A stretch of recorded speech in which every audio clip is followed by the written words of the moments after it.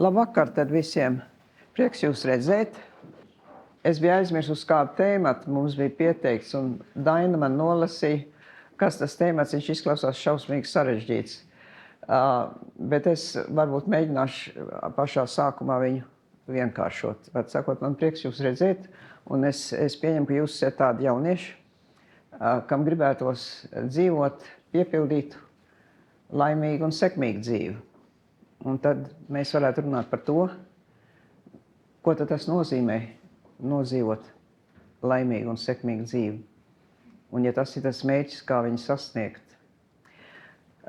Latviešu tautas dziesmās ir skaistas rindas, kas saka, skaisti dzimu, skaisti augu, skaisti mūžu nodzīvoju. Man šķiet, ja jūs savā mūža nogalē varētu tā atskatīties uz savu dzīvi un teikt, jā, es skaisti savu mūžu nodzīvoju, tad bija to vērts. Bet skaists, kur acīs? Nu, vienīgi jūs paši. Un te mēs sāksim ar to, kādā veidā mēs izveidojam pašu savu pašapziņu, veselīgu pašapziņu, ne iedomību, ne vieglu prātību, ne augstprātību, bet to zelta vidusceļu, pa kur sengrieķi filozofi garu un plaši ir domājuši un mēģinājuši formulēt, kas tas īsti varētu būt. Sāksim ar to, ka jūs esat laimīgi paudze, jo jūs dzīvojat brīvā zemē, demokrātiskā iekārtā, kurā nevalda nekāda no dzimšanas noteikta kastu vai šķiras sistēma. Ir tādas valsts kā Indija, kas neskatoties uz to, ka viņi atguva neatkarību no Britu koloniālas varas un izveidoja un noformēja demokrātisku valsts pēc visiem tā kā tehniskiem definīcijas noteikumiem. Viņa nav demokrātiska valsts, absolūti nekādā ziņā. Indijā kastu sistēma vēl joprojām darbojās, ir ļoti dzīva un dalīti tātad tie neaizskaramie, kas bija tā vispati zemākā šķira, viņiem līdz šai baltai dienai ir jādara netīrākie darbi, un viņus tik tiešām brāmīni, piemēram, augstākā kasta, uzskata, ka viņi jau tikuši jau it kā aptraipīti, ja viņa kāda tāda cilvēka, kad fiziski pat nonāk tuvumā. Tā kā jūs variet uzskatīt sev par privileģētiem tajā ziņā, ka jūs no dzimšanas jau jums ir tiesības līdzīgas kā jebkuram citam cilvēkam mūsu zemē, un ne tik vien Latvijā, bet visā Eiropā. Jo visur, kur valda Eiropas Savienības acquis communautaire, tas ir tātad viņa kopēji pieņemtais likuma došanas kopums, tur jums ir šīs tiesības, un šīs tiesības jums pieder no dzimšanas. Un tās ir tiesības, nevis tikai pienākumi. Pilsoni mēs runāsim par to līdzsvaru starp tiesībām un pienākumu, bet jums nav no dzimšanas slēgtas durvis, kas saka, tu esi piedzimis nepareizā kastē, tev jābūt par ateju tīrītāju, jeb ielas slaucītāju, un tu nekas cits nevar būt. Tā kaut kas pie mums neeksistē. Jums ir cilvēcīgās tiesības, par kurām humānisti Eiropas vēsturē gadsimtiem ilgi cīnījās, un ne tik vien cīnījās, bet tika arī dedzināts sārtā. Tādēļ, ka viņu domas tika uzskatītas par ķecerīgām, un kristīgā baznīca, tās dažādos paveidos, uzskatīja, ka cilvēkiem ir jāseko no dzimšanas noliktām sabiedriskās kārtības normām. Tas, ka Eiropa šodien uzskata, ka katrs cilvēks ir līdzvērtīgs citam un viņam līdzīgas tiesības, tas ir ļoti nesens sasniegums. Jo paraugamies kaut uz saviem tuvākiem kaimiņiem, Zviedrijā valda tomēr monarhija. Tā ir demokrātija pēc būtības, bet viņam taču ir karalis un karaļnams un aristokrātija. Un aristokrātiem, cik es ar viņiem esmu runājis, viņiem, piemēram, pieder līdz šai dienai ļoti lielas zemes platības, meža platības un tā tālāk. Viņam ir savas privilēģijas. Visās Eiropas karaļvalstīs vēl ir palikušas šīs atliekas no šādas šķiru sabiedrības un noslānošanās. Kad vecais tenders, par ko jūs droši vien esat dzirdējuši, kā cilvēki, kas varētu teikt pirmais no baltvāciešiem, atzina, ka latvieši arī ir cilvēki, ka viņi varbūt nav tikai darba rūķi un zemnieki un dzimt cilvēki, bet ka viņiem varbūt ir potenciāls būt kaut kam vairāk. Viņš uzskatīja, ka viņš gribēja, lai vācu mācītāji mazliet iemācās latviešu valodu un tiem nabaga latviešiem dvēseli glābt. Var sakot, lai viņi iemācītos par Bībeli, par kristīgo ticību un pēc tam viņa dvēseli nokļūt debesīs. Tas bija viņa kā mācītāja pienākums. Bet viņš ir arī vairāk kārt uzsvērs. Mācītājiem no kancels ir tiem zemniekiem būs atgādināt, ka zemnieks nedrīkst sacelties pret savu kungu kā āzis pret suni. Ka tas ir viņa pienākums un ka katram ir jāturās tajos rāmjos, kuros viņš ir piedzimis. Tas ir ārkārtīgi svarīgi. Tagad jūs man teiksiet, vai mēs visi, kas šeit sēdam, esam visi kopš dzimšanas vienādi piedzimuši, un vai mums visiem ir bijušas vienādas izdevības un vienādas tiesības kaut ko darīt, jeb iespējas darīt, pareizāk sakot. Tiesības jau, protams, bet iespējas. Es domāju, ka godīgi sakot, taču nē. Jūs katrs esat kā cilvēks unikāls. Visā pasaulē vispār otrs, izņemot, ja jums ir identiskais dvīns, otra tāda nav. Dvīņiem ir fiziski, bet ne pēc prāta un pēc dvēseles. Īstenībā viņi ir atsevišķas būtnes. Un citādi, ja jūs neesat arī no trinīšiem, piemēram, ja piecīšiem, jums ir unikāls genoms, unikāla konstitūcija, un otra tāda pasaulē nav. Tas nozīmē, ka jums ir jāiemācās dzīvot ar to, kas jūs esat. Un pirmais solis savā attīstībā bērnam īstenībā ir tas, ka viņš sevi atklāja. Kas es tāds esmu? Jūs varbūt esat ievērojuši, jums ir sunīts un kaķīts, un ka viņš ierauga sev spogulī, viņš ir ārkārtīgi pārsteigts. Viņš domā, tur kaut kāds cits kaķīts vai cits sunīts ir. Mazam bērnam, zināmā mērā, ir tas pats ceļš jāiet, izņemot, ka viņš, protams, viņa inteliģents viņam ļauj to ceļu ļoti lielā ātrumā paveikt. Viņš saprot, ka tas, ko viņš redz spogulī, ir tā pati būtne, ka viņš pa sevi aizsliedz, tas tur spogulī dara to pašu.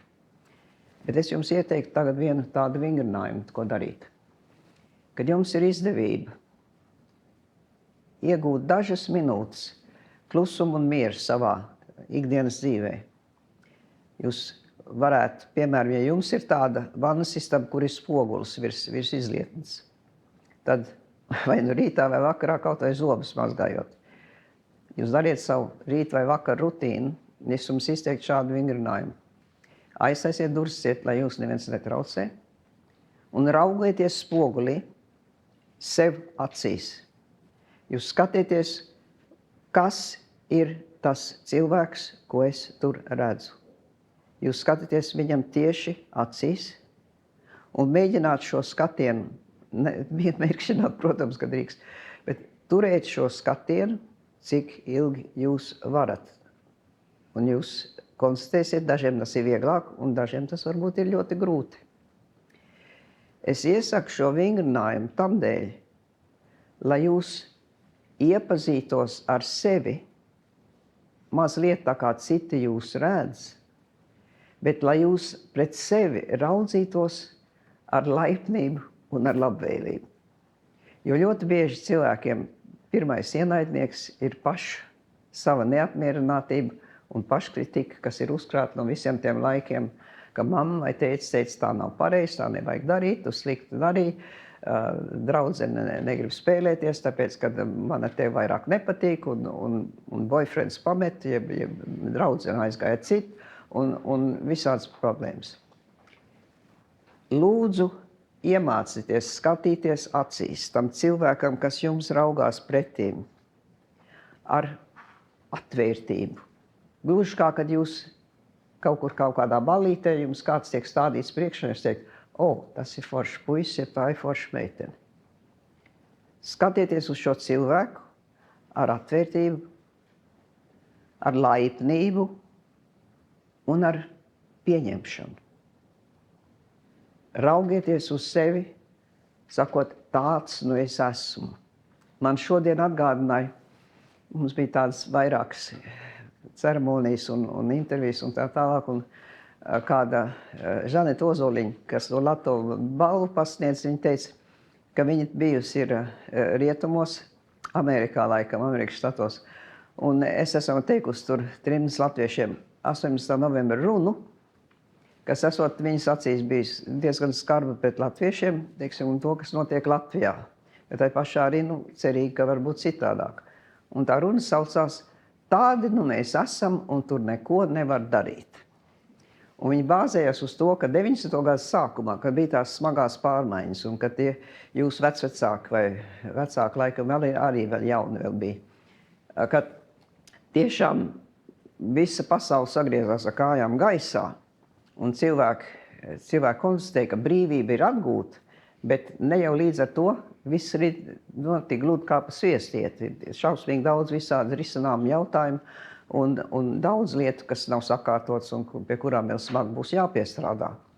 Un man bija šeit viesojoties, un toreiz, kad es dzīvoju Kanādā, man tā sanāca runāt ar ļaudīm, no visādiem dažādiem ļaudīm, un es stāstu, mūsu trepu telpā viss ir piečurāts, tur nav lampiņas tikko ieskrūvēt, tad viņas tiek saplēstas, un durvis tiek izlaustas, un tā tālāk, un tā tālāk.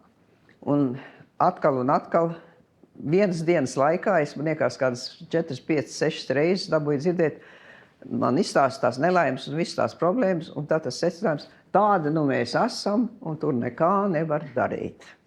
Un es teicu, ka tas neder. Ka tāda atruna neder, jo jūs konstatējat, kādi jūs esiet, bet darīt var visu ko, un ir jādara visu ko. Taču, pirmais ir jāuzstāda diagnoze, tā diagnoze ir jāuzstāda.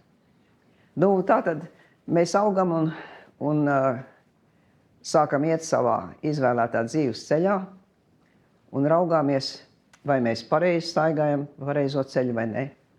Un kur mēs gribētu nokļūt. Ļoti daudz jaunieši grib būt pa līderiem. Es esmu līdz vadītāji tādā Nizami Ganjavi starptautiskā centrā, kur notiek starptautiski fórumi un dažādi pasākumi, un tiem ir jauniešu programma. Viņi sauc par jauniem līderiem. Tie ir tādi, kas darbojas sabiedrībā, kas darbojas politikā, kas darbojas ne tikai savā personīgā karjeras labā, bet vispār sabiedrības labā. Bet tā interesantā lieta ir tāda, ka ja visā pasaulē visi būs līderi, kas te būs tie sekotāji? Un ko īstenībā nozīmē būt par līderi, un vai tas absolūti ir nepieciešams būt par līderi? Ja jūs kādreiz pastaigājaties pa YouTube, tad varbūt jums ir atgadījies redzēt tādas programmas, kas saka, kad savulaik ļoti slavena grāmata bija The Secret, noslēpums, par manifestāciju un par vizualizāciju. Un par to mēs varam atgriezties vietā. Man būtu daudz ko par to jums stāstīt, bet viens no tiem jautājumiem, kas man uzkrīt, ir tagad tiek piedāvāts kurs, jūs varat samaksāt naudu, un jums mācīs, kā vizualizēt savus mērķus, un kā notiks tā, ka tas viss, kā sakot, visu, jūs uzrunāsiet visumu, nosūtīsiet visumam savu vēlmu, un visums to piepildīs. Tas tam citi ir, tas ir taisnība, bet tas jautājums, tur tomēr maz nianses, kādā veidā to darīt, tāpēc par to mazliet vēlāk runāsim. Bet tas, kas man šobrīd, ko es gribētu jums pievērst jūs uzmanīt tam, ka ko tie cilvēki saka, ko jūs manifestēt gribētu, un kas būs tas pierādījums, ka tā lieta tiešām darbojas. Manifestēt naudu, mantu. Es gribētu $1 000 000. Es gribētu dārgu mašīnu. Es gribētu dārgu dzīvokli. To es jums varu teikt tūliņ, ja jūs tādā veidā vizualizēsiet, tad jums nezvai, tas tik labi izdosies. Kas zina, var jau gadīties, ne, bet būtībā ne tik labi. Un ja jums interesē nauda, jūs vēlaties iesaistīties uzņēmējdarbībā, tad ziniet ko, 1 000 000 ir strums, ja? Tas ir pa maz. Nevajag vizualizēt, ka es 1 000 000 pelnīšu. Noteikti vajag vairāk, vajag domāt par lielu apgrozību un lieliem miljoniem un tā tālāk. Tātad, saprotiet, ja reiz jūsu dzīves ceļš, un tur nav nekāda vaina tādam dzīves ceļam, ja jūs gribēt darboties tādā veidā, ka apgrozās nauda un bagātība, bet tā vajag to darīt saprātīgā veidā. Un katrā ziņā, ja jau reiz to grib darīt, tad kāpēc tik zemus tos kāpēc apmierināties ar 1 miljonu, kāpēc ne vairāk, ja? Ja jau iet, tad pa visu banku, ne? Nu tā. Jūs tagad iepazījušies ar sevi, ar laipnību skatāties, ne ar kritiku.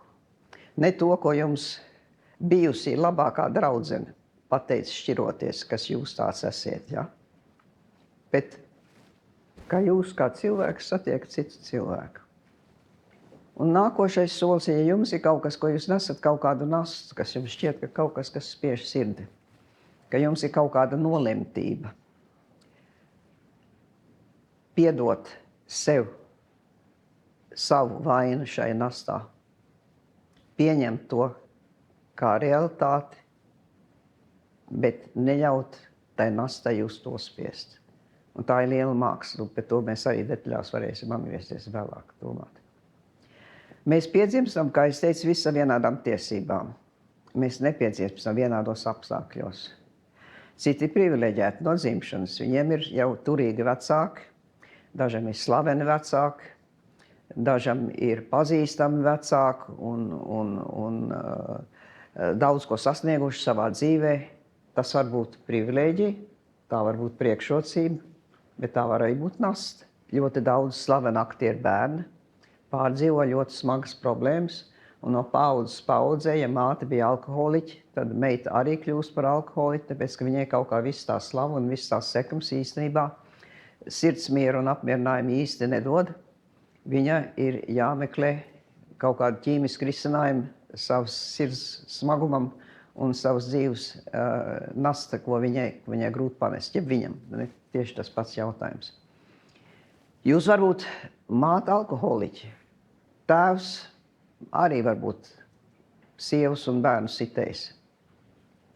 Jums varētu būt vecāki, kas neveiksmīgi. Viņi 3 reizes šķīrušies un 3 reizes precējušies, un jūs ir pametuši un nodibinājuši jaunu ģimeni, un jūs esat uzaudzis pie vecās mātes vai pie tantes, vai pie kaut kāda attāla radnieka. Ar visu to jums ir jātiek katram galā.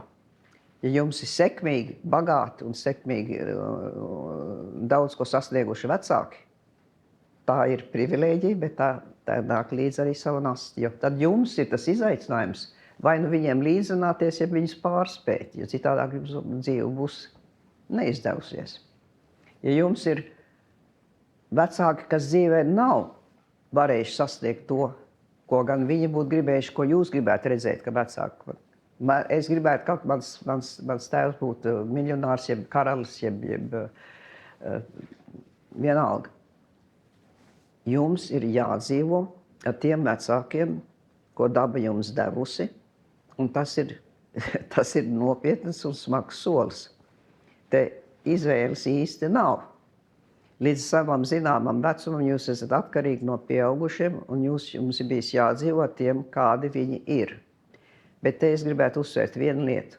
Vienalga, kādi ir jūsu vecāki. Viņi ir dzīvojuši savu dzīvi, tas ir viņu liktenis, viņu sūtība un viņu pienākums. Uz labu vai ļaunu jūsu vecāku sasniegumi vai trūkumi nav jūsu nasta. Jums nav viņa jānes. Jums ir jādomā, es nesīšu pats savas dzīves nastu un savus izaicinājumus. Es pieņemšu ar pateicību to, ko vecāki man ir palīdzējuši un varējuši man sniegt. Bet es arī pieņemšu ar iecietību un ar piedošanu manu vecāku trūkumus un varbūt pārestības, ko viņi man ir darījuši, jo tāds, acīm redzot, ir bijis mans liktenis, un es to neļaušu sevi nesalauzt, nenovirzīt no manas paša iekšējās vēlmes, augt, attīstīties, piepildīt savu būtību, savu esību un visus tos dabas dotos talants un dāvanas un iespējamības, kas jums katram ir. Un te nu šī skatīšanās, raudzīšanās pašam sev acīs, savu spogulī nozīmē to, ka jums ir jāuzstāda pēc iespējas objektīva. Un, kā es saku, iecietīga, ne ļaunprātīga, ne kritizējoša, skarba, nosodoša, bet iecietīga. Attieksme pret sevi. Man, piemēram, es iestājos vidusskolā, mums ir medicīniskā pārbauda. Mums saliek tagad par vingrošanas grupām. Un man pasaka, ka es nederu labāko fizisko specimenu, sakot, kategorijā, bet otrajā kategorijā, jo man esot plakana pēda. Man pirmā dzirdēšana par tādu lietu. Un, ko nozīmē? Nu, viņi īstenībā plakana īsti nav, bet, sakot, ir vāji tas izliekums, kas pēdēja, ja? Un es nezināju, kas tāda pa lietu, bet es jūtos tā kā izbrāķēts. Man pasaka, pēda nekam neder. Nu labi, izrādās, ka tur it kā, kad speciāls vingrinājums jebko, ko, protams, neviens nekad arī nedarīja. Bet ko tas nozīmē? Manai draudzenei, man bija krievieta vārdā Menšikovs, starp citu slavenā vārdā, vai sakot, no slavenas dzimtas, starp citu, kas no tiem veciem krieviem migrantiem, man viņa vienu laiku bija labākā draudzene.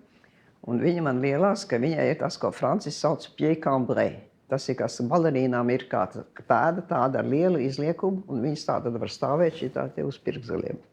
Un es skatos uz savām pēdām, es skatos, jā, es saku, labi, Natālija, tu vari būt par balerīnu. Es acīm redzot, par balerīnu nevar būt. Žēl, jā. Ko tu darīsi? Ja tev plakana pēdu, saprot, tev neņem armijā, ja tev pa īstam plakana pēdas, jums ar pušiem teikt, ja jūsu armija neņems. Bet man izrādās nav īsti plakana pēda, bet baletes nekad nevarētu dzējot. Ko lai dara? Patīk balets, ja? Bet nevar. Un tā joprojām. Jūs konstatējat kaut kādā dienā, kad jums patīk varbūt dziedāt ar citiem kaut kādā grupā un gribētu varbūt tādu uztaisīt tādu jaunu kaut kādu populāru grupu, vai ne? Un kā muziķis un kļūt par skatuves zvaigzni. Un jūs konstatējat, ka jums dzirde nav pietiekoši labi. Un ka jūs falši dziediet, ka jūs sākat melodiju. Ko tur darīt? Tas nozīmē atkal viena karjera, viens virziens jāizsvītro ārā. Tu vari daudz ko darīt. Tu vari būt teātrī gaismotājs drīzāk nekā aktieris, kostīmu mākslinieks drīzāk nekā teiksim, dekorāciju veidotājs, jeb ir dažādi veidi, kā sevi izpausties. Ir tātad jāmāk, bet bez pārmetumiem. Kam es varu Dievam sūdzīties, ka man plakana pēda, saprotiet? Nevar. Vienkārši ar viņu ir jādzīvo, ja? Un tā ir daudz kas cits. Jūsu dzīvē būs, sāksiet tagad taisīt bilans, ja? Manai draudzenei ir skaisti lokaini mati, bet viņa nelokojās. Man ir taisna mati. Labi, varbūt viņa nelaimīga, ka viņai mati lekojas. Viņa gribētu taisnas matus vispār, ja? Un kas saka, ka tev vajag vai nu taisnas vai lokainas matus, sevišķi mūsdienās, ka tu vari uztaisīt, ko tu gribi, visu kaut ko, vai ne? Pieaudz garši līdz zemē un kādas vien nevajag. Nav par to, ko pārdzīvot. Vai visiem ir jābūt skaistiem? Ko nozīmē būt skaistam? Jūs raugaties vēstures gleznas, kādas ir skaistos gleznotas gadsimtiem cauri Eiropā. Tās seno laiku skaistules mūsdienās tālu netikt, saprotiet. Viņas nebūtu īstais numurs, ja? Skaistuma ideāli mainās no paudzes uz paudzes. Ka jūs raugaties sev spogulī un sakiet, jā, bet es neizskatos pēc tādas zvaigznes un tādas zvaigznes un tādas zvaigznes. Ļoti žēl. Ļoti žēl.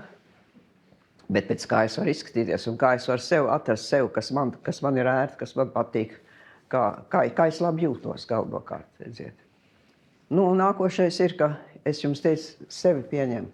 Bet, protams, pats par sevi saprotams, ja jums ir draugi, dombiedri un atbalstītāji starp saviem līdzgaitniekiem, saviem laikbiedriem, tad, protams, tas ir milzīgs pluss. Un tā tad es teiktu, visiem tiem, kas ir introverti, kas ir kauterīgi un kas saka, es esmu tāds introverts cilvēks un man pūņi nepatīk, man nepatīk būt baros, es nejūtos ērti un tā tālāk. Tā Kāls Gustavs Jungs iztaisīja testu tādu introvertiem un ekstravertiem, ja? Tas atkal kādu, kuru daba ir radījusi, bet tas nenozīmē, ka introvertam ir jādzīvo vienam pašam tā kā mūkam cellē, un ka ekstravertam ir visu laiku jābūt kopā ar citiem, viņš viens pats nevar ar sevi sadzīvot. Te atkal ir jāatrod zelta vidusceļš un jāsaprot, kas jūs stimulē, kas jūs iepriecina, kur jūs jūtaties labi.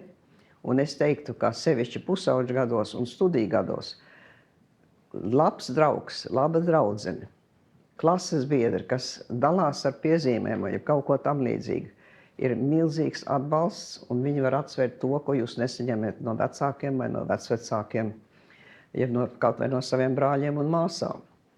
Tā kā es ieteiktu savus draugus cienīt un kultivēt, un viņus atbalstīt, un viņos saskatīt savu to labāko, ko jūs viņos saskatiet, un neskopojieties viņiem arī pateikt, ka jūs viņus augstu vērtējat un ko viņi nozīmē jūsu dzīvē. Es to ļoti iesaku, pēc iespējas sev plašāku tādu paziņu lauku turēt ap sevis, saprast, ka draudzības, kas vienā brīdī jūs ejat pirmā kursā, jums ir trāpās istabas, es nezinu, kopmītnēs varbūt istabas biedrs vai biedreni, kas brīnišķīgi jums tajā brīdī palīdz un sirsnīgs un atbalsta, un jums varat smieties un citus aprunāt un uzstēties, un viss ir kārtībā, un dažus gadus vēlāk ar to cilvēku jūs vairs nevarat atrast kopīgu valodu. Ir jābūt pateicīgam par katru cilvēku, kas ienāk jūsu dzīvē uz kādu laiku, kaut vai lai cik īsu. Ja viņš jums kaut ko ir devis, ir kaut kādu devis patīkamu brīdi būt ko viņi kopā. Ja šis cilvēks ir uz jums raudzījies ar laipnību un ar atvērtību, un vēl jo labāk, ja ar draudzīgu skatu, tad esiet pateicīgi par to, ko viņš jums devis, bet nesagaidiet, ka visu mūžu viņš jums tāds paliks. Viņš varbūt aizies savu ceļu, jūs aiziesiet savu. Un man, es atceros, bija studija draudzene, mūžs, kā mēs varējām pa telefonu ilgi runāt un domāt par balliem, un kurš puisis bija brašāks par citu, un kurš labāk patika, un tā tālāk. Nobeidzām studijas, un uzreiz mums ceļš šķīrās. Mums nebija nekas vairs kopīgs. Pat tas bija ļoti sāpīgi, bet tur vienkārši viņš ceļš gāja vienā virzienā un mans citā. Un bija to jāsamierinās. Un es esmu pateicīgi par to, par katru vienu balvu, kuru mēs kopā gājām un bijām priecīgs. Bet mazliet žēl bija, ka vēlāk nevarēja tas turpināties, bet mūžīgi nevar turpināties. Jūs dabūsiet citus draugus. Līdz mūža galam, ticiet man. Man ir krietnes gadu skaits uz pleciem. Un līdz mūža galiem jūs varēsiet sagaidīt atkal nākošā dienā satikt kādu cilvēku, kas jums liels draugs būs. Un būs liels atspaids un daudz ko dos jūsu dzīvē. Bet par to manifestāciju un ceļu izvēli, es domāju, ka es vairāk tagad jums nespredīķošu, bet drīzāk ļaušu jums uzstādīt jautājumus tieši konkrētāk un specifiskāk, kas jums tieši interesē. Tikai vienu domu atstāšu par to līderību. Lai būtu par līderi, ir jābūt gatavam uzņemties atbildību. Un te es jums, ja jums ir doma būt par līderi savā dzīvē, tad sākiet domāt par to, kurā vismazākā savā vecumā, 5 gadu vecumā, 7 gadu vecumā, 12 gadu vecumā, kurā brīdī man bija izdevība kaut ko darīt, kuras varēja uzņemties atbildību, kaut ko uzņemties uz saviem pleciem. Kas man uz to mudināja? Un vai es to pieņēmu, vai nepieņēmu, vai es esmu apmierināts ar šo izvēli vai nē. Ja gribat vadīt, tad jums ir jāsaprot, ka vadīšana nozīmē pieņemt lēmumus un pieņemt atbildību un atbildēt par sakām un konsekvencēm, gan labām, gan ļaunām, ka tas patiks citiem, dažiem nepatiks. Tikko jūs būsiet kādā vadošā pozīcijā, būs tie, kas jūs atbalstīs un tie, kas jūs kritizēs. Un ar to būs jāsadzīvo. Jā. Kā jūs izlēmāt kandidēt prezidentu? Man jau, jāsaka, gadu garumā ļaudis bija teikuši, redziet, ka es esmu laba runātāja. Tā karjera jau veidojās soli pa solim, vai ne? Man draugi pierakstīja, man bija 18 gadu, notika draudzības dienas starp Niagāras pilsētā, pie ūdens krituma, ja? Amerikāņi varēja tikt uz Kanādu vieglāk nekā kanādieši uz Ameriku. Tā kā tur bija draudzības dienas un tur bija konkurss, tāpēc, ka mēs gatavojamies jaunanas svēkiem pirmiem un bija konkurss sabiedriskā runāšana. Un man draugi pierakstīja. Es nekad nebiju publikas priekšā runājusi. Savā vidusskolā, kur es mācījos franču skolā, man skolotāji nekad neizsauc izņemot, ka bija dzējolis jāskaita. Un es piedalījos tajā pasākumā un dabūju pirmo vietu.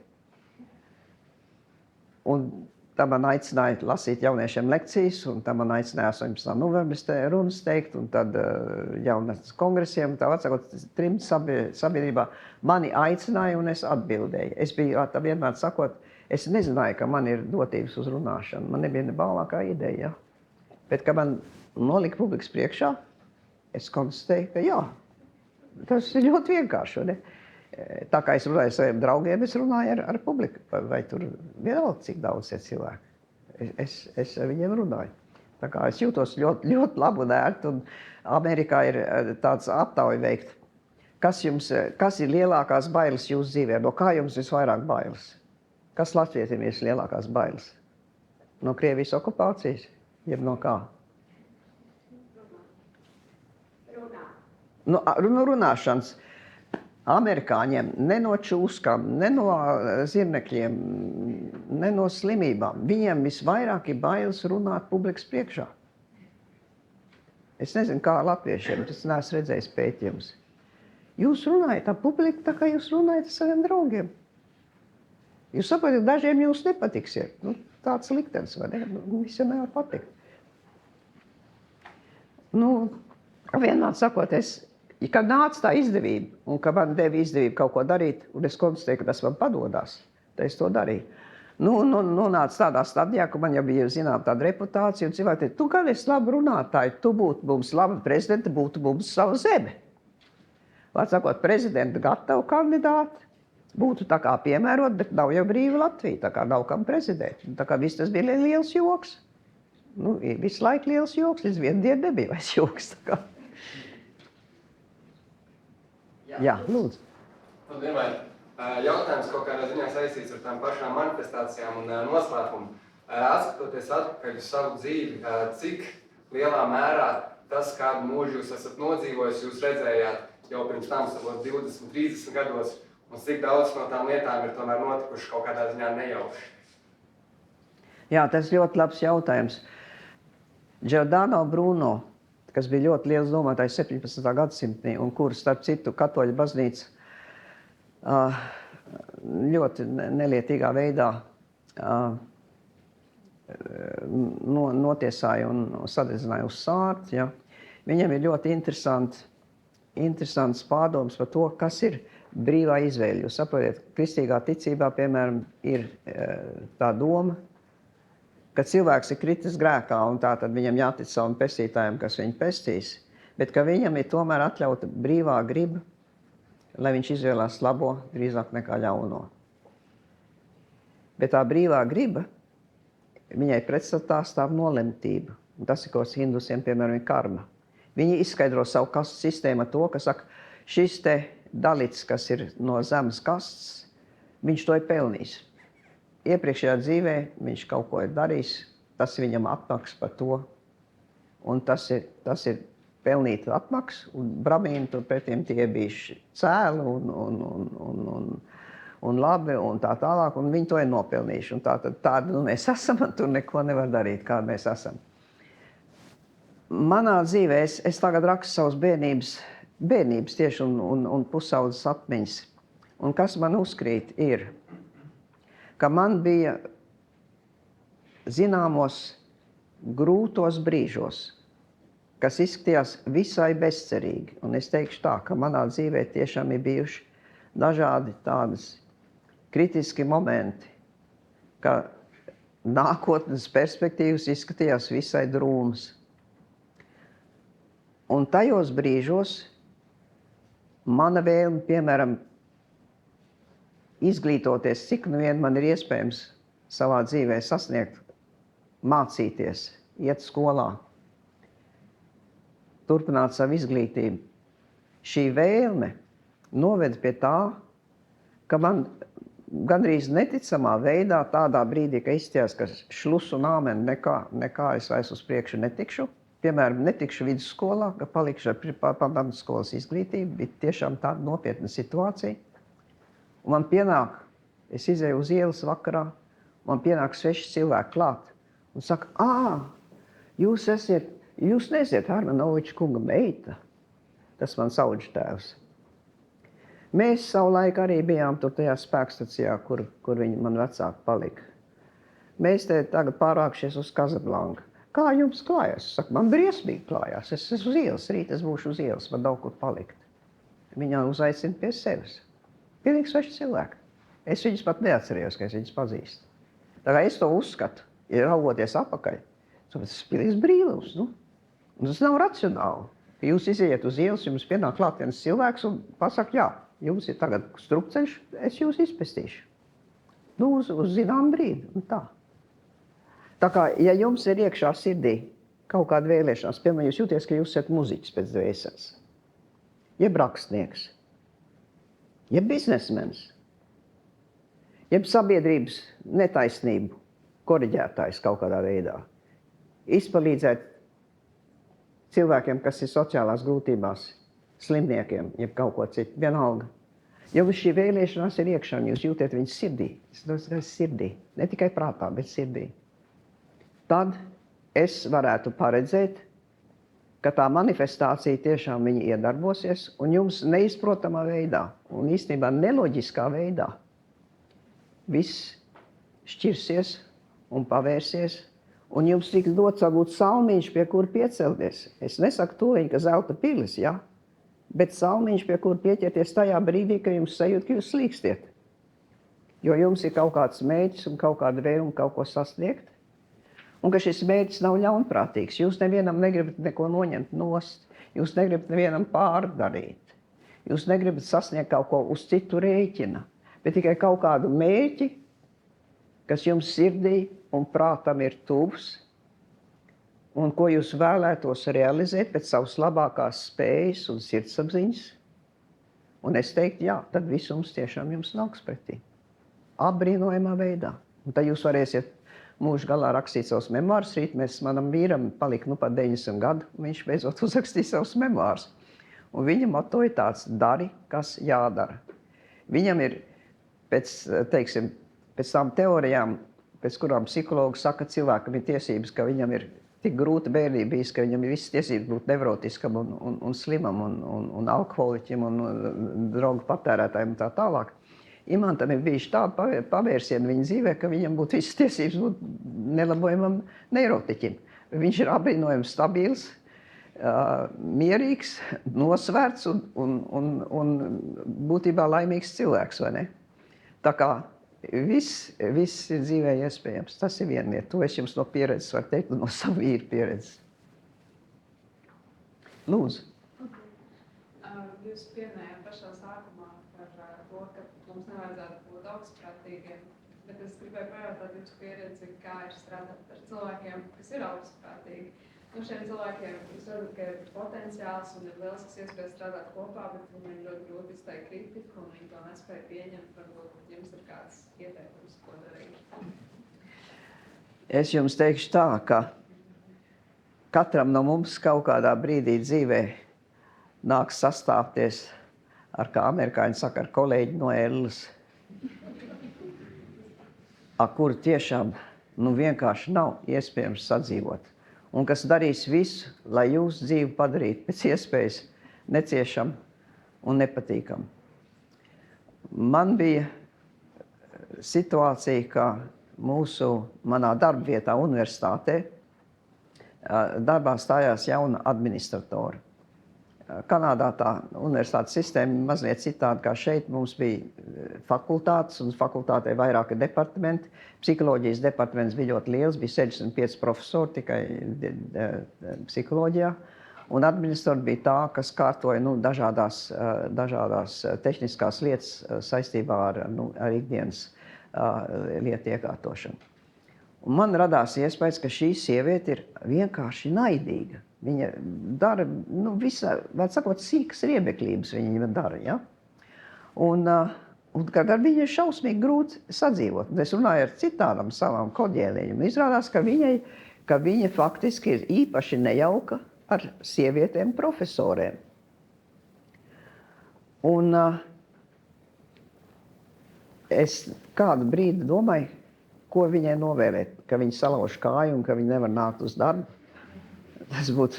Vispirms tas būtu ļauni, un tad man tas būtu sirdsapziņa. Un jūs ziniet, ka citam ļauni vēlēt ir ļoti slikti, jo tas tiešām rikošē nāk apakaļ. Tā kā to labāk nē, tas nav labs risinājums. Plus viņš ir īstermiņa, vai ne? Tā kā. Tas sliktākais īstermiņa. Kas būtu tas labākais risinājums? Es domāju, kaut Dievs dod, ka viņa tiktu paaugstināta amatā. Tā ir tāda ļoti, saprotiet, sirsnīga vai ne, labvēlīga attieksme. Es viņai neko ļaunu nevēlu. Nekāda melnā maģija, saprotiet, jā. Baltā maģija. Lai viņai labi klājās, lai viņa ir laimīga, tad Dievs dod, lai viņa no mana ceļa prom aiziet no manas dzīves. Nu jā, un paiet laiks, saprotiet, tas nenotiek tūliņ otrā dienā, jā. Paiet gadi. Beidzot viņa tiek paaugstināta, viņa aiziet uz lielo administrācijas ēku pašā universitātes centrā, un viņa tiek intervēta. Viņa tik svarīga persona jau kļūst, ka viņa tiek intervēta. Un ko viņa atzīstās? Viņai guļ uz sirds, un viņai ir mazvērtības sajūta par to, ka viņa strādā universitātē un savu karjeru veido universitātē, bet viņai nav doktora grāds.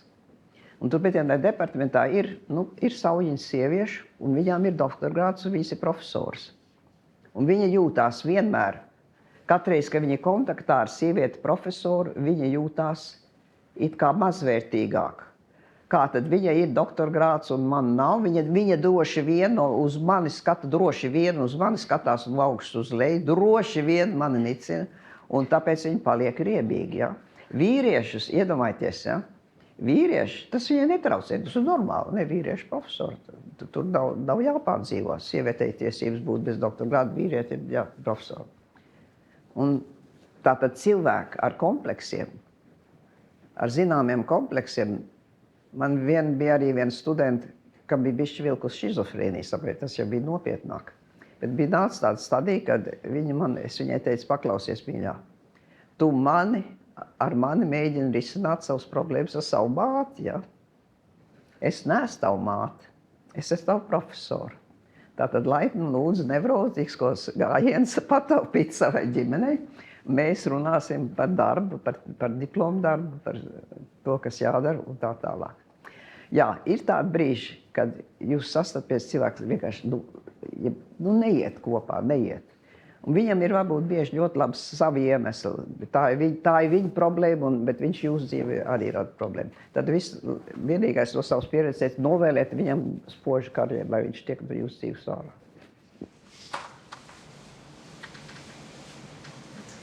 Labdien! Man ir tāds jautājums, kā jūs tiekat galā ar trauksmēm prātu, ja kāds kādreiz jums ir, ņemot vērā to bagāto pieredzi un to visu, kam jūs savā dzīvē esat gājis cauri, jo tieši arī politiskajā vidē, daudz tikšanās, ļoti atbildīgas runas.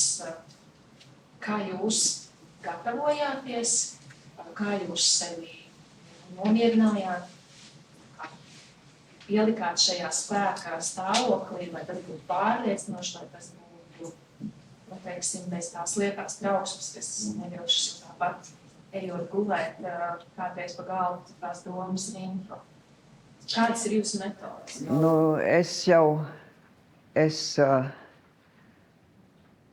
Kad iegūstu savu doktora grādu, es konstatēju, ka es esmu sasniegusi, kā man viens klases biedrs. Es viņam prasu, tev būs tagad mutvārda eksāmens doktorantūrai. Vai tu neesi nokreņģējies un noraizējies, kā tev tur ies? Viņš saka, kāpēc? Es esmu lielākais eksperts, kas šodien ir šajā tēmatā, jo es tikko tagad veicu pēdējos pētījumus. Tad es zinu vairāk nekā viņi. Ne? Tā kā man nav nekāda problēma. Bet es konstatēju, ka dabūju doktorgrādu un izdarīju, gāju, cik tālu es biju kā bērns, gribējis iet skolā. Man nesūtīja uz bērnu dārzu, man nesūtīja uz pirmskolu. Es pirmā klasē, no pirmās klases man izmet ārā, tāpēc, ka es mācēju lasīt jau. Otrā klasē man negribēja uzņemt. Vārds sakot, tas pošs sākums. Māte histēriski un brēts. Mans bērns pirmo dienu skolā aiziet un viņi izmet no klases un negrib skolotāju vairāk redzēt. Kāds kauns un kāds šausmas. Un pa laimi mēs dzīvojam bēgļu nometnē.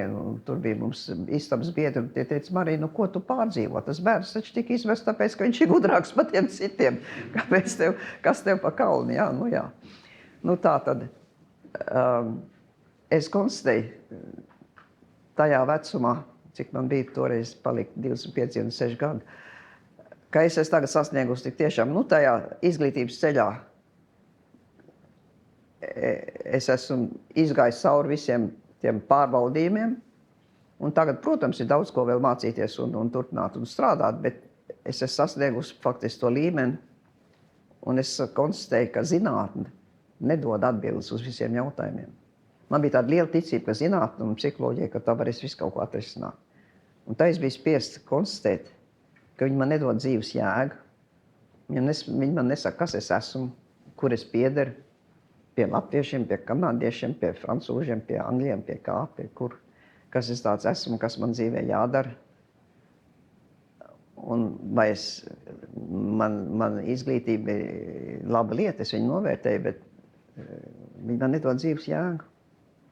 Tad es sāku meklēt dzīves jēgu dažādos veidos, lasīt un interesēties. Un es sāku meditēt un darīt visādi dažādas veidi vingrinājumus. Un es konstatēju tos vingrinājumus, tā kā, piemēram, kontemplācija. Kontemplācijas, piemēram, jūs noliekat priekšā sev vienu puķīti, jeb kaut ko vienalga. Ko? Un tā kā gleznotājs, kas skatās uz viņu, kas grasītos viņu gleznot, jūs vienkārši skatieties uz viņu un novērēt. Tā kā es teicu, skatieties uz sevi spogulī. Bet kontemplācija nozīmē, nav jāiet klosterī, tas jādara. Bet 5-10 minūtes dienā, jeb nedēļā kaut tā 5-10 minūtes, nolikt sev priekšā vienu priekšmetu, raudzīties uz viņu. Un sīkās detaļās, jā. Piemēram, nolikt ābolu. Viss krāsas nianses, kāda ēnas met, kāds kas ko, jeb puķīt, jeb kaut ko. Un tā ir kontemplācija. Meditācija ir kaut kas cits. Tas ir tas, kas aptur to domu skrējienu. Un tas ir tā kā muskuļus trenēt. To sāk lēnām mēģināt sevī, teiksim, aizvērt acis un vienkārši apturēt savus domas, uz dažām minūtēm no sākuma. Un tādā pakāpeniski. Un ir īpatnēji, ka dažādiem šitādi veidi tādiem garīgiem vingrinājumiem, viņiem nav momentāns rezultāts. Bet paiet kāds laiks, un uzreiz jūs konstatējat, ka jums, piemēram, apziņa ir skaidrāka. Un jums ir vieglāk pieņemt lēmumus. Jums ir mazāk stress un pašpārmetumu un tā tālāk. Tā kā ir dažādas metodas, kā to darīt, ir katram jāatrod tāda, kas jums viņi derētu. Bet es ļoti, ļoti ieteiktu dažas minūtes dienā, kaut vai dažas minūtes, 5 minūtes reiz pa nedēļu. Sākums, pirmais solis ir tas grūtākais. No sākuma 5 minūtes nedēļā, teiksim, sestdienas vakarā, 8:00, es tagad sev 5 minūtes meditēšu. Un tad es meditēšu 10 minūtes. Un tad 15 minūtes, un tad varbūt 20, bet vairāk ar nevajag. Nav vajadzīgs. Bet darīt to regulāri, un lai to prātu nomierinātu. Un tam prātam nedrīkst pārmest, jo tas tikai uzputina tā kā, vai ne, visas tās negatīvās jūtas. Pēc iespējas vienkārši pieņemt domas un aizsūtīt viņas tālumā, lai viss aiziet tālumā, ja? Un iedomāties tā kā, kad jums līst virsū dušas ūdens, ja? Un noskalo, ja? Ka jūs noskalo visas raizes un rūpes, un viņas aizplūst projām. Tā reizē vizualizācija arī. Vizualizācija, protams, ir arī tas. Jūs iedomājaties, ka, ja gribiet, daži saka, kaut kādā tropiskā salā pludmalē sēdēt.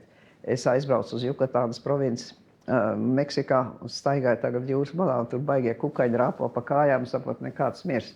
Pilnīgi ne tas, jā. Bet kaut ko, kas latvieši, es nezinu, skaists mešas, zaļām sūnām, ja kaut ko. Aiziet mežā. Mēs ar vīru savulaik 90. gados devām tādas garīgās spēka seminārus 3x3 nometnēs. Un es praicāju saviem dalībniekiem, kur jūs vislabāk atrodiet mieru? Un, nu, ko jūs teiktu? Kur latvietis atrod mieru? Pilnīgi. Pilnīgi viennozīmīgi, jā. Citām tautām ir šādi un tādi un dažādi, jā. Bet tieši pie dabas, mežā, jūras krastā, upes krastā, ezera krastā, dīķa krastā. Kad es laukos, es katru dienu pēc pastaigas nosēžos un skatos savu dīķi. Un viss. Skatos uz mākoņiem. Skatos, kā vējš šūpo zarus. Bez nekāda mērķa. Tāda bezmērķīga atslābināšanās ļoti palīdz. Es gribēju pateikt jums paldies, jo vispār mums ir iespēja šeit klausīties to, ko jūs runājat, un paldies organizatoriem.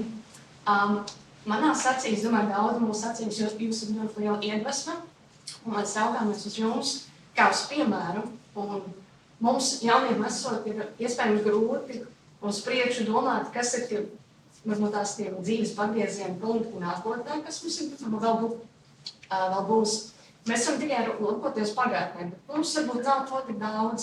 Vai varētu lūgt jūs padalīties ar to, atskatoties atpakaļ, kādi ir bijuši jūsu dzīvē tie nozīmīgākie pagrieziena punkti, līdz tam, ka jūs nonākusi, kur jūs esat? Viņi sākās ļoti agri bērnībā ar bēgļu gaitām. Man grūti to runāt, es nevaru par to īsti stāstīt. Bet man 7 gadu vecumā bija kā bērnam tā sajūta, ka es vairs nevaru izturēt. Es vienkārši nevaru, es nogulšos un ļaušos nomirt, es nevaru. Un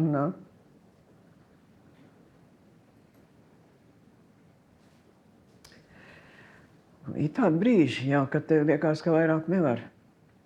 Un tad kaut kā ir ļoti īpatnējā veidā. Es tagad mēģinu rakstīt savus atmiņas, kas man kā bērnam,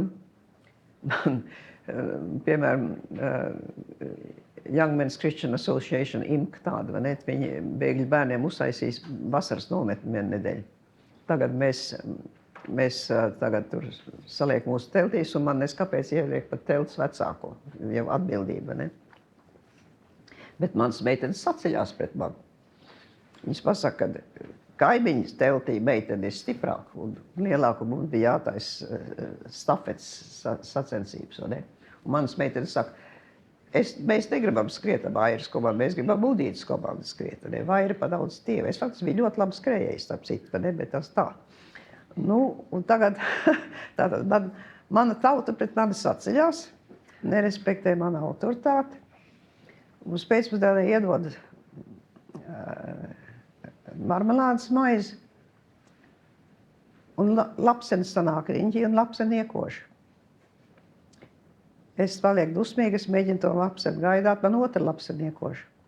Es tagad sitīšu lapsenei ar savu zieptrauciņu, un tā lapseni izgrīd no apakšu, un 3. lapseni man iekoši. Un mans dārgās telts biedrenis saka, jā, tev 3 lapsenes jau iekod, ja tev būs 7, tad tu būs beigt. Jā, es teicu, bet ziniet, jums arī vēl ir cerības. Vēl diena ir jauna, varbūt, ka jums kādai 7 iekodīs, un nevis man. Tā, ne? Ir tā brīži, kad ir grūti. Un tad tu mēģini kaut kā tādu tikt pāri. Un, diemžēl, jā, starp citu, nopietniet.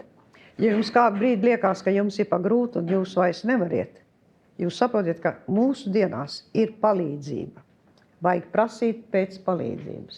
Nekad savu nastu, ka ja tā nasta ir palikusi neciešama. Nekādas domas par sev darīt galiem, kaut ko tam līdzīgi. Tas absolūti nav risinājums. Mums jākošā inkarnācijā būs tas pats viss jādomā jauni, tā kā pilnīgi nav vērts, jā. Un tiešām ir nopietni kaut kas jādara, jāprasa palīdzība. Ir ķīmiskie risinājumi, ir zāles, ir terapijas, ir visādas tādas lietas. Ja jums ir nopietnas grūtības, nevilcinies prasīt palīdzību. Prasiet palīdzību. 1. cilvēks varbūt nepalīdzēs, 2. nepalīdzēs, 3. palīdzēs. Kad tad kaut ko darīt? No Dieva puses, ja jums ir smaga nasta, nevilcinieties prasīt palīdzību. Tas ir viena lieta. Es to ļoti vēlu tikai iemācījos. Pa daudz vēlu. Cienījamā Vairumīza Freiberga, liels tiešām arī paldies par šo stāstījumu. Ieskārāmies dažādām tēmām, arī skaisti pieminējāt stāstu par 3x3 nometnēm, par dabu, ko jūs vadījāt arī aktivitātes, arī par dažādām citām lietām stāstījāt. Mani aizskāra arī jūsu aicinājums katram no mums aizdomāties, kas tad ir iekšā mūsos, ko mēs īsti vēlamies. Un tad es vēlējos ar savām pārdomām varbūt padalīties un reiz ejot arī jūsu viedokli.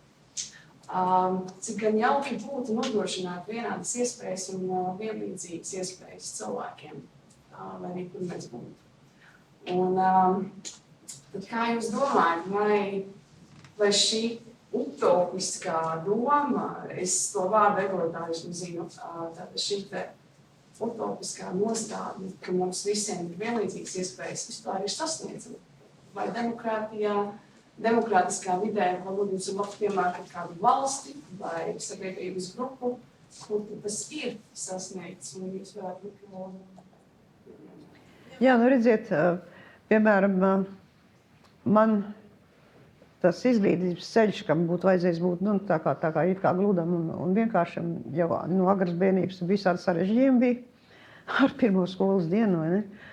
Un mani vecāki savā ziņā, man vecāku kļūdas dēļ, man bija ļoti grūti arī ar to pārēju no Marokas uz Kanādu. Vecāki man izņēma no skolas 16 gadu vecumā ar to domu, ka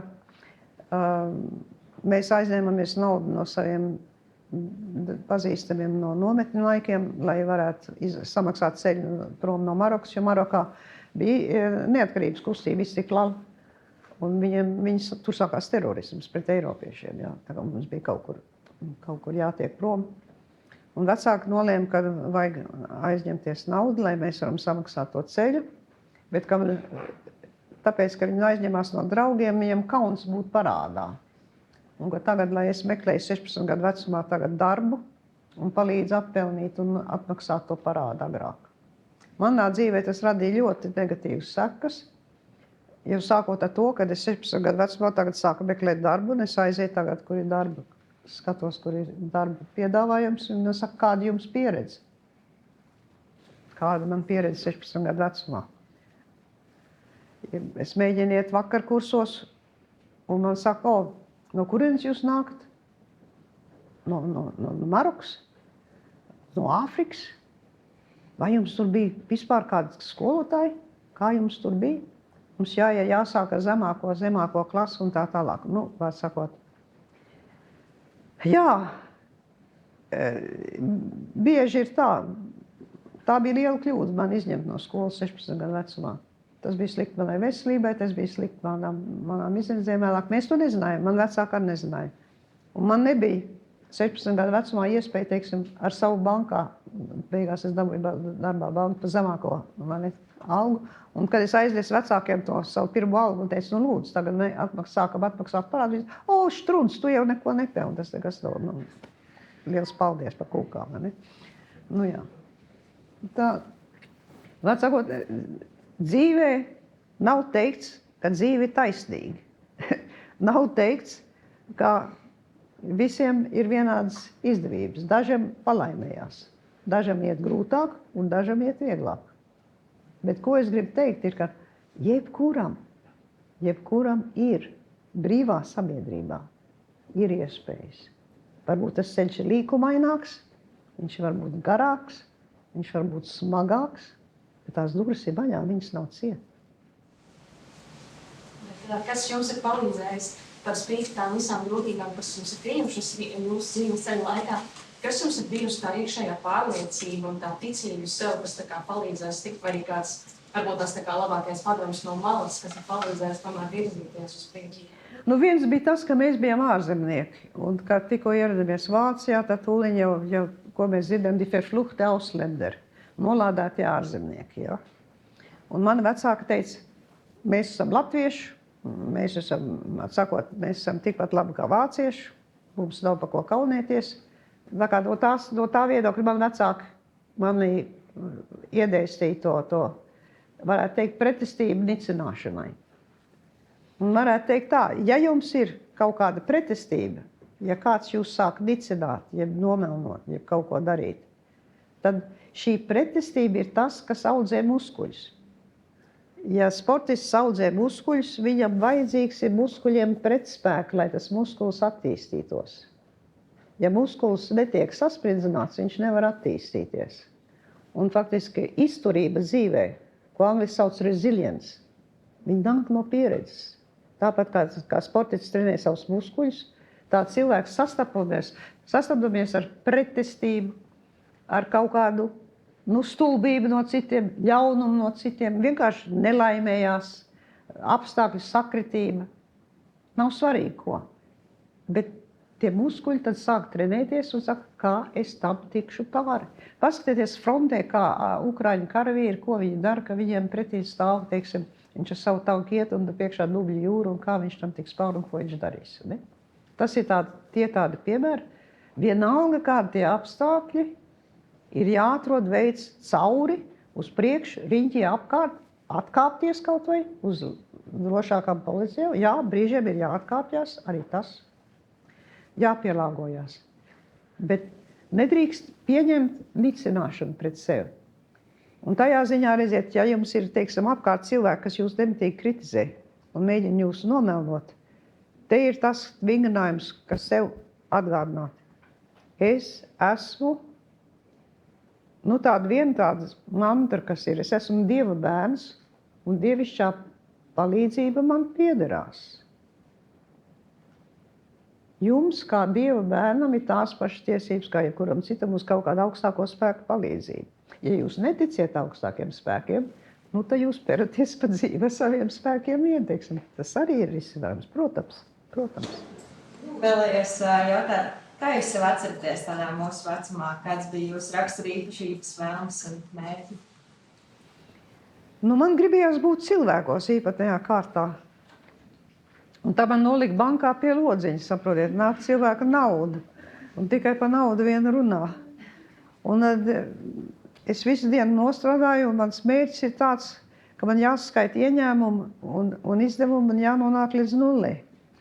Un es 16 gadu vecumā tur stāvu un domāju, tā gan man ir dzīvē gadījies amats, saprot, kur augstākais mērķis ir nonākt uz nulli dienas beigās. Ko? Gāju vakarskolā, ņēmu korespondences kursus, lasīju Dickens.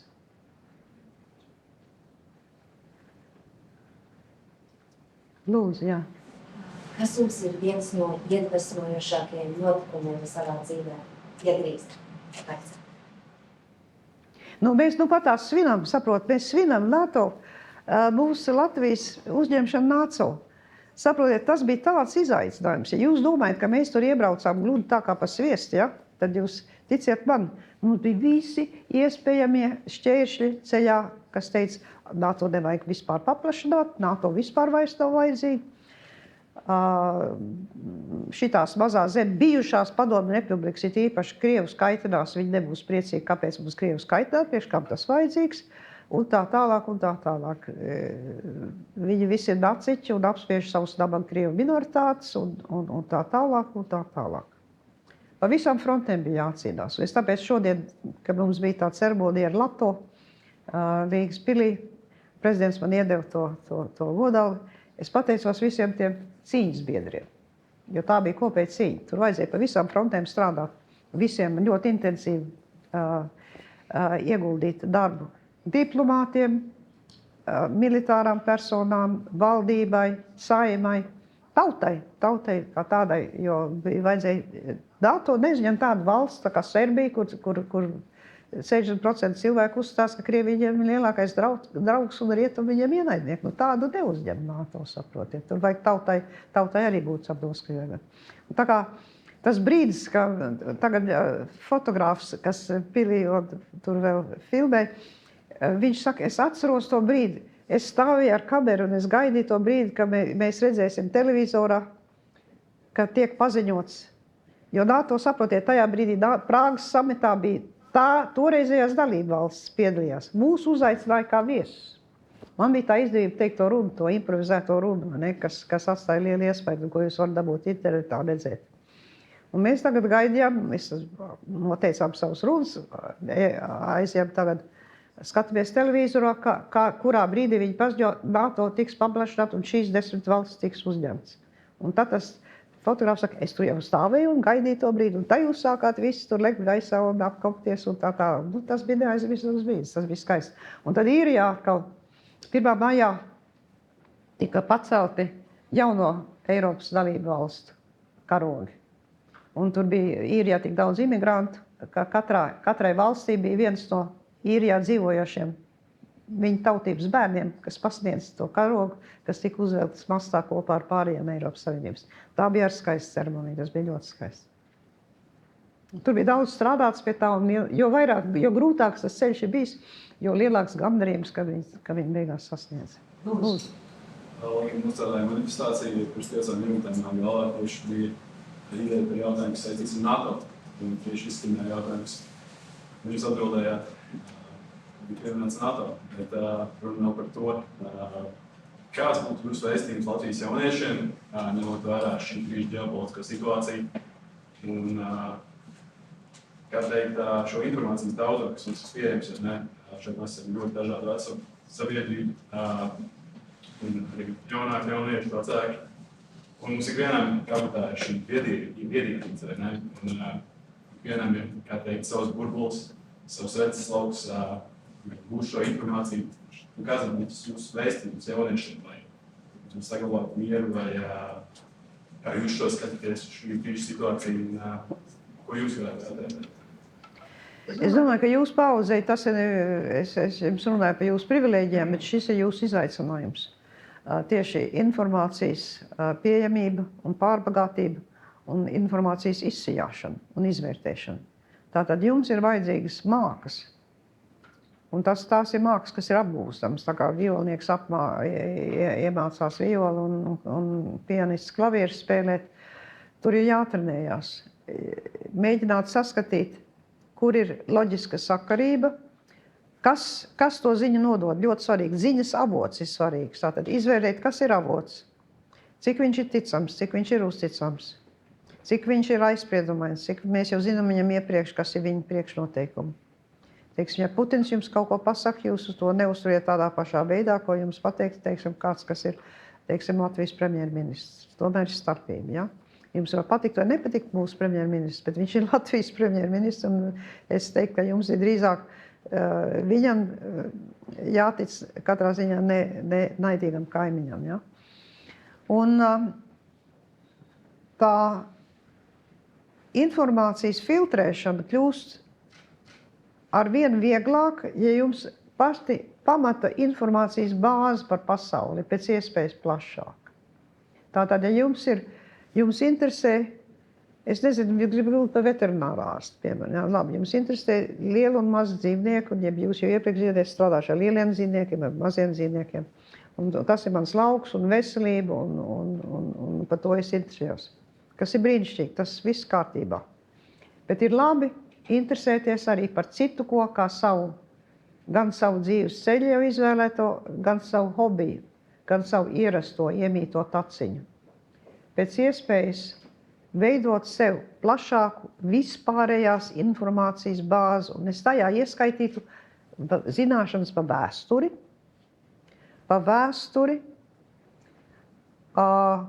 un par citām zemēm, teiksim, viņu vēsturi un viņu attīstību, un kā viņas ir veidojušās. Jo tas, kur mēs šobrīd atrodamies, tas skatu punkts, protams, ir tāds, ja tu stāvi šeit, tad tavs skatu punkts ir tur, un tu stāvi citur, tad tev no otras puses, ja? Tā ļoti būtiski, man šķiet, ka vēstures zināšanas eiropiešiem ir bēdīgas.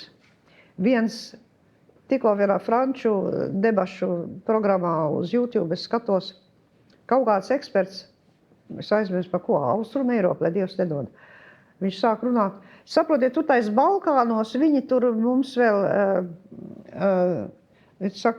piedodiet, kas robežojas ar Krieviju. Nē, pagaidnē, tie nav Balkāni, tie Baltijas zemes, jā. Kur tieši? Nu, cik tur viņš tur 4, 5, 6, es jau nezinu, cik tās Baltijas valstis ir, saprotiet. Nu pilnīgs murgs, jā. Nu, pēdējais ēzelis, nu, nekas vairāk. Skaitās eksperts. Nu, tad nosties tādu ēzeli, tu saki, tu esi ar Dievu, jā, nu, tad nav ko. Jā, lūdzu. Es saprotu, jums vienāk nav kas jūs modina naktīs, bet vai jums ir kāds nožēlas? Piedošana? Kāpēc nožēlas? Dzīves nožēlas? Es jums stāstu, ne, un citi vienmēr jums teiks, ka pārvarēt grūtības veido stingru raksturu. Nu, man ļoti, sevišķi kā pusaudzē, bija atkal un atkal tādu brīžu domāju, sasodīts. Man liekas, ka man tas raksturs jau pietiekoši rūdīts, vai tad nu nepietiks, ja? Vai tad nu tiešām nepietiks, vai tad, nu, saprot, es varētu, man šķiet, ka bišķi pa daudz, ja? Bet tev nav izvēle, ne? Nav, jā. Bet jā, savā ziņā, kad raugoties apkaļ, saka, jā, tas man padarīja stiprāk. Bet pa cenu, tam cena. Bet saprotiet, jūs gribat būt sportists un daļceļotājs, jums jātrenējās šausmīgas stundas uz ledus, vai ne? Un citādi to nevar sasniegt. Katram sasniegumam, protams, ir savu cenu. Dažreiz tā cena ir stipri augsta. Bet ja tu uzskati, ka tas to vērts, tad to vērts. Lūdzu.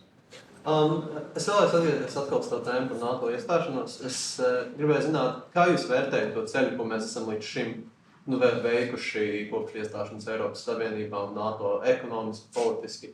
Un kā jūs redzat Latvijas nākotni tuvākajos 10, 20 gados? Mūsu nākotne ļoti cieši saistīta tieši ar šīm savienībām, no kurām mēs esam tagad sastāvdaļa. Un mūsu perspektīvas ir cieši saistītas ar visas Eiropas perspektīvām. Un ja kāds dara kaut kādu lielu muļķību Anglijā vai Francijā, jeb Balkānos, tas uz mums arī atstās savu iespaidu. Tā kā ne viss ir mūsu rokās. Mums atliek tikai tik daudz tas darbs darīt, sakopt savu durvju priekšu, sakopt savu dārziņu, sakopt savu māju. Pēc iespējas uzturēt labas attiecības ar kaimiņiem, tiem pār pa žogu, ir tiem, kas dzīvo mazliet tālāk. Iepazīstināt viņus ar, piedodiet, Balkāni nav Baltija, tas bišķiņ niansīt, un izglītot viņus, ja viņiem tas ir vajadzīgs. Un cerēt, kā radīsim sapratu.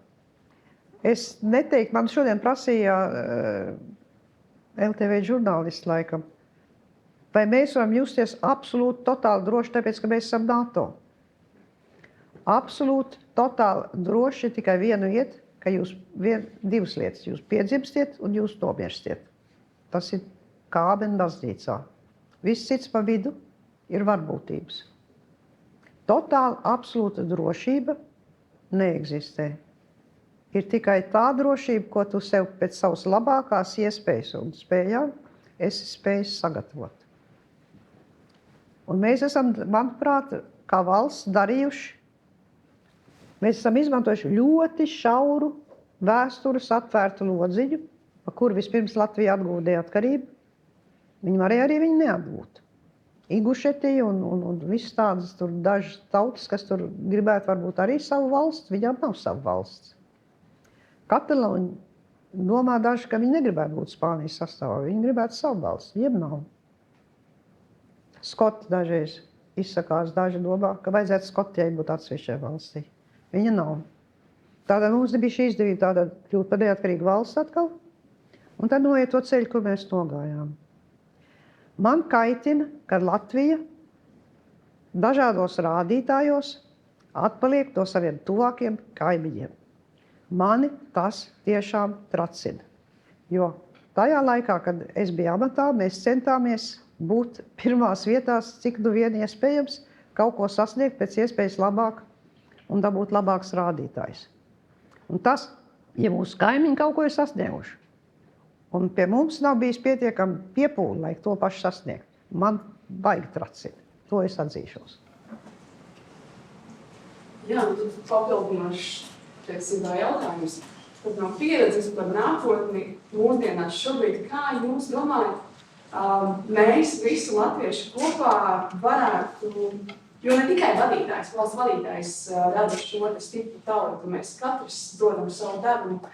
Kā jūs ieteiktu mums jauniem cilvēkiem vairāk iesaistīties varbūt tieši praktiski politikā, bet interesēties, lai tad arī, kad viņi notiek vēlēšanas? Redziet, pirmais, ko jūs varat darīt, ir savā mūžā, savā dzīvē sasniegt to labāko, ko jūs variet tajā brīdī sasniegt.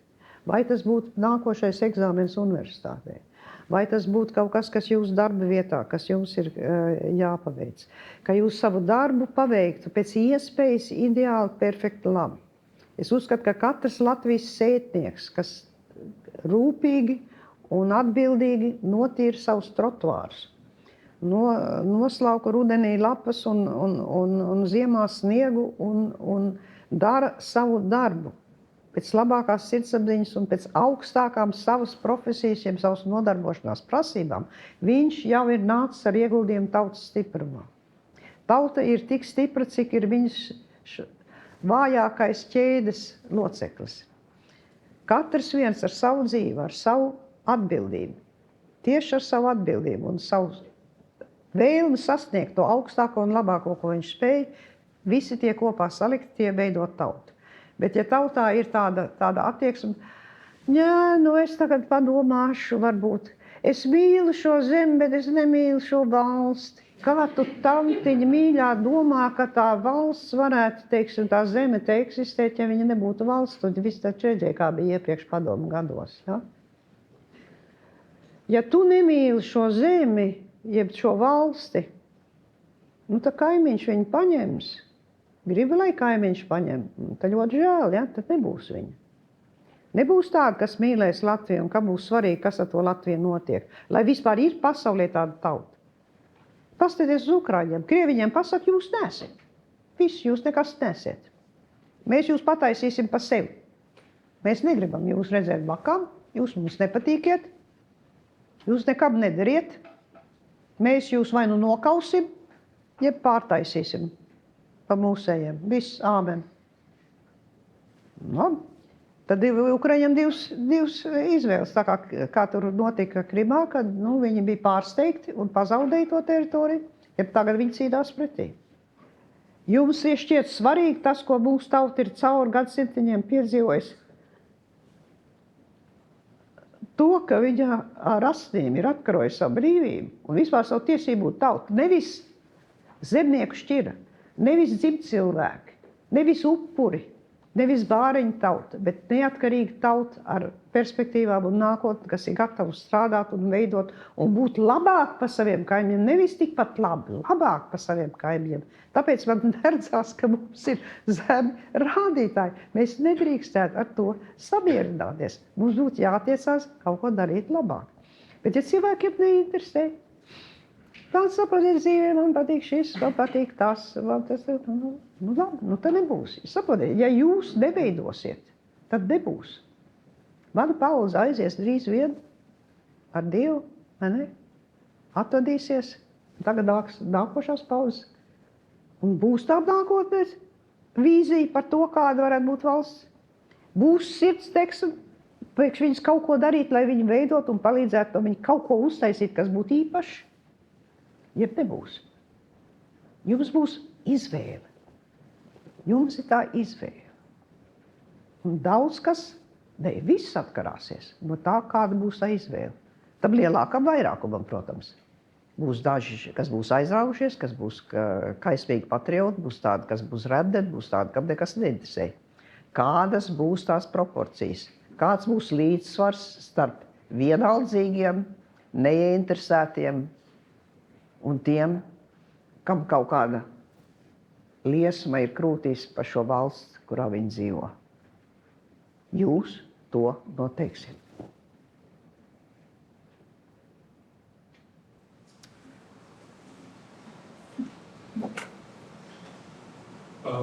Paldies par šo iespēju uzdot jautājumu. Asociēties arī uz seanses nosaukumu, kam pievērst uzmanību mūsdienu pasaulē. Es noteikti domāju, ka iekļaut vērā jautājumu par informācijas pārplūdu, kas nav būtu tie aspekti jūsu skatījumā, kam mūsu generācijai, kam tad vajadzētu vēl pievērst uzmanību. Es domāju, sadarībai un saticībai sabiedrībā. Lai tā nelaime ir, ka mūsu informācijas pārbagātība un mēdīju iespējas ir tādas, ka viņi tiek atalgoti, žurnālisti un mēdīju, teiksim, radītāji. Cik viņiem laika, cik viņiem nosūta draugiem un tā tālāk, un to visvieglāk ir paveikt ar negatīvām emocijām. Tā kā te ir jācīnās pretī savā ziņā kaut kāda katastrofa ziņas. Te Tolstojs laikam teica, ka laimīgām ģimenēm nav vēstures. Romāns raksta par nelaimīgām ģimenēm, ja? Un tā tad ziņas ir kaut kāds katastrofa, kaut kas slikts, kaut kas labs noticis, to viss tas pats par sevi saprotams. Tā kā, es teiktu, cīnīties ar negativitāti, ņerkstēšanu un arī pašapmierinātību. Tādu mēs esam, tur neko nevar darīt. Nabagais, kā man, kā tur bija Vaidenbaumam tas zejols. Visi mani nīst un visi mani nīdē, tā tālāk. Nabagais, es sēžu un raudu savā vīna glāzē, vai ne? Un man viss dar pāri. Labdien! Kas būtu jūsu ieteikums, kā veidot motivējošu publisko runu un kurš smelties iedvesmu runāt liels publikas priekšā? Pirmais, jums ir jābūt galvā domām, ko izteikt. Ja galvā ir tukšums, tad skaidrs, ka nebūs ko teikt. Tāpēc es francūžiem tāds izteiciens, ka vajag mēbelēt savus smadzenes, saprotiet. Vajag apmēbelēt. Nevis tukša telpa, ja? Bet tā labi mēbelētas smadzenes. Ka es teicu, interesēties par visu kaut ko. Vispārējā informācija, bāze, tāda saprašana, sajēga par pasauli. Vai tā būtu literatūra, vai muzika, vai politika, vai geogrāfija, vai es nezinu, diezin kas, ja? Ja jums ir kaut kādas pamatzināšanas, tā jums ir ko stāstīt. Ja jums ir viedoklis, kas ir izveidojis no pieredzes, jūs esat redzējis, kā tā A, B, C, D, E, F no cēloņu sakarību, domino efekts kaut kādai lietai notiek. Jūs to varat pastāstīt. Jūs varat stāstīt to, ko jūs ziniet, ko jūs saprotiet, un kas ir jūs prātā, kā doma izveidots. Ja jums nav iekšā ideju, tad jums nav ko teikt. Tad jūs sēžat un klausties, un tā arī tas ir normāli, teiksim. Tad var pagaidīt līdz tam brīdim, kad ir kaut kas, ko teikt. Jo katram, es domāju, kaut kādā stadijā katram ir kaut kas, ko teikt, ko citiem būtu tiešām interesanti dzirdēt. Katram ir kaut kas interesants dzīvē noticis. Padomājiet, kas manā dzīvē ir tāds knifīgs noticis, tāds, kas būtu interesanti citiem pastāstīt? Ir. Visiem ir. Un tad vispārējais nāk no sevis. Jūs būsiet noguruši. Tur vienmēr. Jā, es arī gribēju pajautāt, labvakar, gribēju pajautāt, kādas jūsuprāt ir galvenās īpašības veiksmīgam līderim? Ka viņam nav bailes no lēmumiem. Viņš ir gatavs pieņemt lēmumus pēc iespējas ātri. Ka viņam nav bailes konsultēties un meklēt informāciju, lai to lēmumu pieņemtu. Ka viņam nav kaut kādi kompleksi par to, ka viņam jābūt viszinītim un visgudrelim, bet kad viņš pēc iespējas informējās un novērtē situāciju. Un tad, kad viņš spēja uzņemties atbildību par rezultātiem, gan labu, gan ļaunu.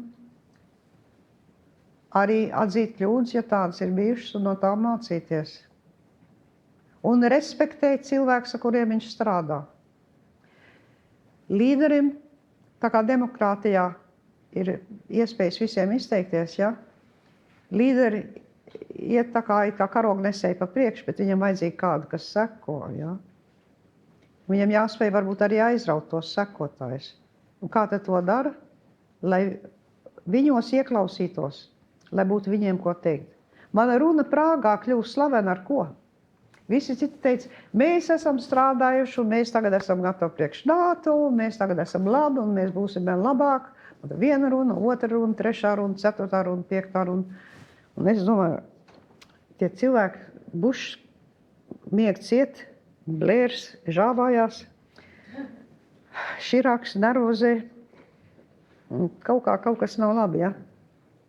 Un es nolieku malā savu runu un es saku, es jums, NATO dalību valsts, es jūs apsveicu, ja jūs pieņemat gudru lēmumu.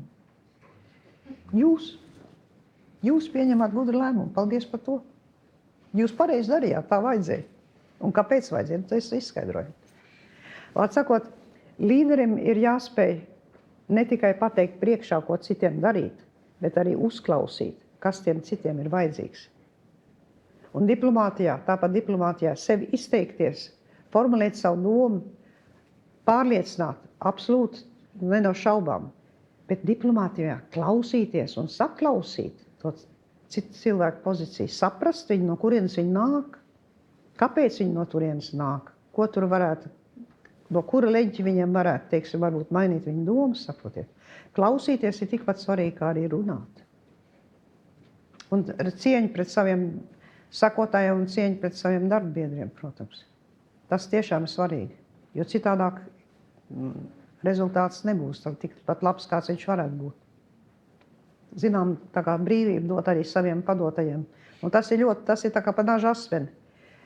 Ja līderis nedod nekādas norādes, tad ir hauss. Tad ir, viss iet uz visām pusēm. Tā kā kaut kāds rāmis vajag uzlikt, kaut kādu logāt, ja? Kaut kādu virzienu jādod. Bet jāzina, kurā brīdī palaist grožus un ļaut cilvēkiem improvizēt un pašiem. Un tas ir tāds, vācieši saka, Fingerspitzengefühl, tas tāda intuīcija, savā ziņā jāpaļaujas uz intuīciju. Labi līderi ir tādi, kas ieklausās paši savā intuīcijā arī. Citu cilvēku domās un arī savā intuīcijā. Tā apmēram varētu. Tātad, laipni lūdzu, jūs variet augt par līderiem, ja tādi jūs vēlmi, bet tas nav obligāti. Var skaistu mūžu nodzīvot, nebūdams bagāts, nebūdams slavens, nebūdams līderis, bet piepildot savas dzīves sūtību, savu jūtu, varētu teikt harmoniju ar savu apkārtējiem cilvēkiem, atrast laimi, ja tādi ir iespējami, mīlestību savā dzīvē, atrast viņai vietas, ļoti svarīga lieta. Ar mīlestību ir sarežģīti jūsu vecumā, tāpat kā citos. Es tikko skatos ievā, viena dāma saka, man ir 82 gadi, bet es vēl esmu frišs un es esmu gatava mīlestībai. Tā kā jums visu mūžu priekšā. Lai jums laba, skaista dzīve.